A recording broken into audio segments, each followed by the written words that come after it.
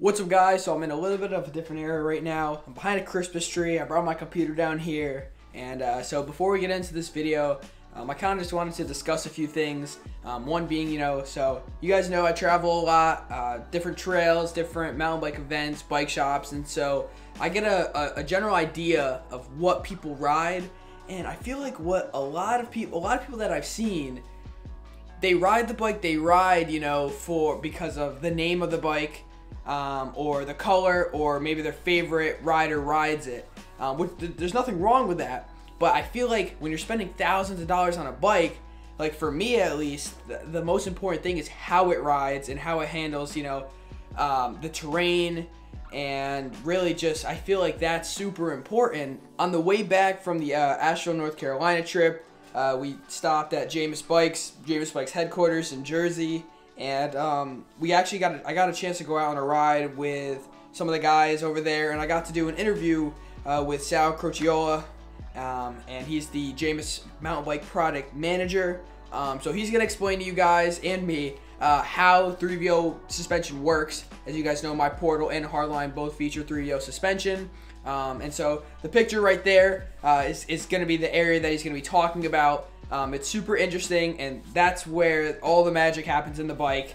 And you guys are gonna understand why it's so great and why it rides the way it does. So without further ado, let's get into the video, and I'll see you guys later. I have the Portal and Hardline, as you know, both 3VO suspension bikes, and I have a question for you. So when I first originally got my Portal, which I set it up for cross-country racing, when I first got it, a lot of my friends were like, hey, I don't know if you're gonna be able to get a good hole shot off the start because it's a full suspension, because it's, there's a lot of pedal bob in normal full suspensions. But what I noticed is when I'm running it fully open on starts and climbs, it's just super, super efficient, which I'm not really used to because most full suspension bikes don't feel like that. And if you look in some of my race videos, you see I gain most of my spots off the start, which is really weird for it being a full suspension when I'm against, other hardtailers or something like that. So why is that? Why is it so efficient on climbs and right off the start and stuff? Kind of careful balance of a few things. A big thing is the instant center or virtual pivot point. Okay. So our instant center is really close to the drive line. It's right above the chain line, behind the bottom bracket, and it doesn't migrate much. So when the instant center is where the rear wheel is pivoting off of that point. Oh. That's on a single pivot, it's fixed. But on a virtual pivot bike or multi-link bike, that it's a virtual pivot point. That pivot point where the rear wheel is pivoting off of is kind of floating in space because the rear triangle is connected on 2 links to the front triangle, not just one. So when that instant center is closest to the drivetrain, we find that the bikes are really efficient.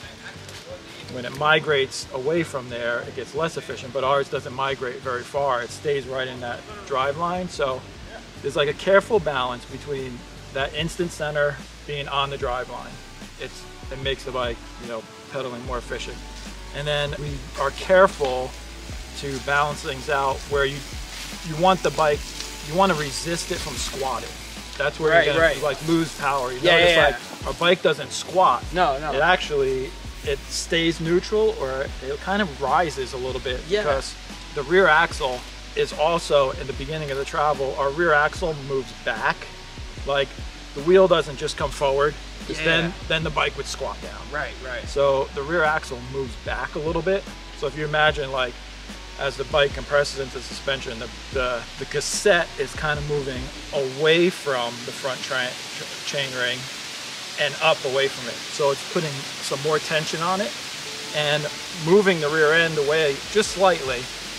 You don't want to overdo it. It's it's careful balance, but it actually makes the front triangle rise instead of squat, or it resists it from squatting down.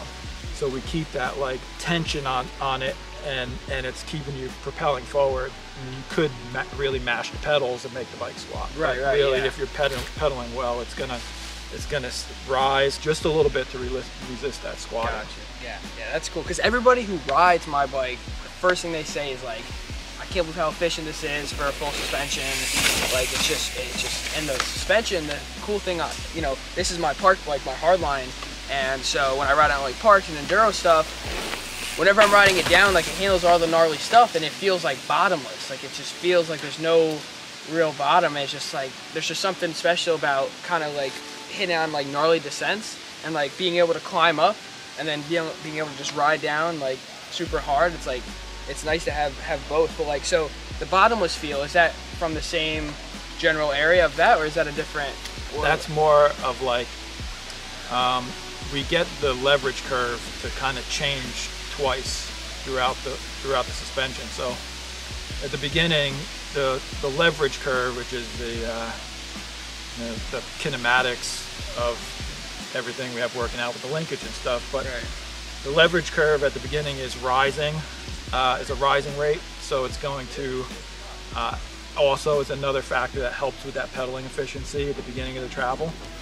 And then as you get like past, a little past where you're going to just, it allows the linkage to use, you know, compress the shock easier and use the suspension so it's nice and flush in the middle. But then towards the end of the travel, we switch back to a little bit of a rising rate so it resists that bottom out. So if it was a falling rate all the way through the travel, you would just blow through the travel of the bike and bottom it out. Right. So the way we change that curve a little bit with the kinematics, it kind of resists that bottom out, you know, at the end. And you use all the travel, but you don't feel it. And we get that actually from a lot of people that demo the bikes at demo events. They come back and a lot of times they'll tell us, I don't think I used all the travel. And you look at the O-ring and it's all the way at the bottom of the shock. You're like, oh, you used all the travel, but you didn't feel like you were bottoming out or getting close to bottom out because it's like supported at the bottom of the travel. So that's why it feels like that. And most full suspension bikes, normally it's a trade-off, you know, like fast climbing equals in like, you know, not as strong in the descent department, but like, you know, it's kind of crazy. It's like the best of both worlds. A very careful balance. Right. And I'm not going to take responsibility for all that. That's Chris Curry figured that out. And he didn't sleep at all to figure that out. I slept a little bit, so I take it over from there. But it's all in that kinematics of where that instant center is. Careful with what the rear axle is doing and not overdoing it, because if the rear axle keeps coming away from the cranks, you know, eventually you're like, it's going to be a negative effect. You're going to turn it into a hardtail. So it's like a little bit of this and a little bit of that, and playing with the leverage curve so that the linkage is kind of compressing the shocks, doing the right thing at the right time, and always balance to, you know, put the package together. All right, guys, and there you have it. Now you know how 3VO suspension works. And you guys have seen how awesome Jameis is. It's such a cool company filled with a bunch of cool people. And I'd recommend you guys get out there and demo a bike. You know, demo a hardline, a Portal, or maybe a Dragon, whatever you feel is more to your riding style. If you ride cyclocross, try out the Renegade. If you ride, you know, trails, try the Portal. If you ride, you know, hard, techie enduro, stuff like that, go get yourself on a hardline. Just get yourself out there and try one of these bikes out so you can really feel how awesome it is. So yeah, with that said, thank you guys so much for watching, and I'll see you guys later.